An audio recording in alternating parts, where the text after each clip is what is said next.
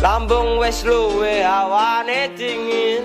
Ayo masak sing akeh micin. Sego goreng telur